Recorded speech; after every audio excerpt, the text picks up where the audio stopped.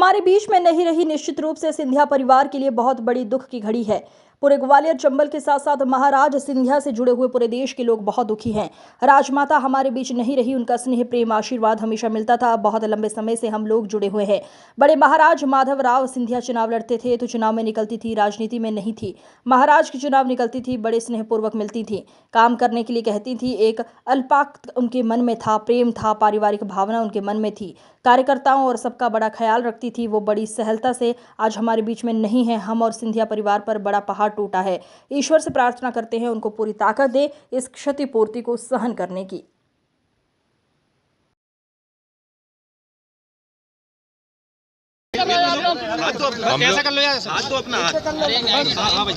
हम लोग जब युवा मोर्चे में काम करते थे तब पूज्य राजमाता साहब की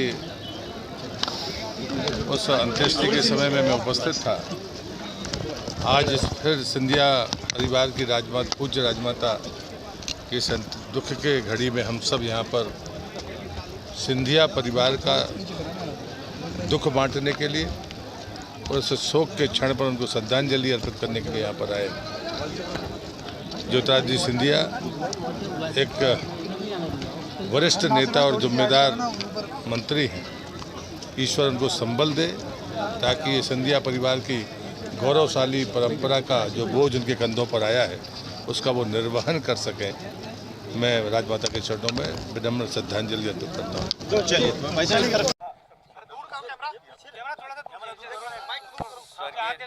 स्वर्गीय राजमाता साहब के निधन पर हम उनको श्रद्धांजलि देने आए हैं और माँ का जाना किसी भी व्यक्ति के लिए बड़ा दुखद होता है। हमारे नेता ज्योतिरादित्य सिंधिया जी की माता जी का निधन हुआ है, राजमाता साहब का निधन हुआ है और निश्चित रूप से पूरे प्रदेश में सिंधिया परिवार का बड़ा योगदान है और ये क्षति सिर्फ सिंधिया जी की नहीं पूरे मध्य प्रदेश की है। हम उनके दुख में सहभागी हैं। श्रद्धेय राजमाता जी माधवी राजे सिंधिया जी को आज श्रद्धा के सुमन मैं भारतीय जनता पार्टी की ओर से उन्हें अर्पित करता हूं। हम सबके लिए दुख की घड़ी है कि राजमाता जी हमारे बीच में नहीं हैं और ऐसे दुख की घड़ी में हम सब सिंधिया परिवार के साथ खड़े हैं। मैं भगवान से प्रार्थना करता हूं उनको श्री चरणों में स्वर्गवासी को स्थान दे और उनके ऊपर जो इतना बड़ा वज्रपात हुआ है भगवान उन्हें माननीय सिंधिया जी से लेकर के पूरे परिवार को शक्ति प्रदान करे। उन्हें मैं भारतीय जनता पार्टी की ओर से उनके श्री चरणों में श्रद्धा के सुमन अर्पित करता हूँ। आज श्रद्धांजलि देने आपकी पहुंचे हैं, किस तरह की पूरी क्षति? यह पूर्णी क्षति है। राजमाता जी का एक विशेष प्रभाव और स्नेह समूचे इस अंचल में हमेशा से रहा है और एक लंबी बीमारी के बाद उनका हम सबको छोड़ के चले जाना सबके लिए बहुत ही दुखद है। मैं सिंधिया जी को इस गहन दुख सहने की शक्ति ईश्वर से मिले, ऐसी ईश्वर से प्रार्थना करता हूं और उनकी आत्मा को शांति मिले, ये परमात्मा से प्रार्थना है। आज हम लोगों के बीच नहीं रही। निश्चित रूप से सिंधिया परिवार के लिए तो बहुत बड़ी दुख की घड़ी है ही। पूरे ग्वालियर चंबल के साथ साथ महाराज सिंधिया से जुड़े हुए पूरे देश के लोग आज बहुत ही दुखी हैं कि राजमाता हमारे बीच नहीं रही। उनका स्नेह प्रेम आशीर्वाद हमेशा मिलता था। बहुत लंबे समय से हम लोग जुड़े हुए हैं। जब बड़े महाराज माधवराव सिंधिया जी चुनाव लड़ते थे तो वो चुनाव में निकलती थी, राजनीति में तो वो नहीं थी पर महाराज के चुनाव में निकलती थी। हम लोगों से बड़े स्नेहपूर्वक मिलती थी, काम करने के लिए कहती थी।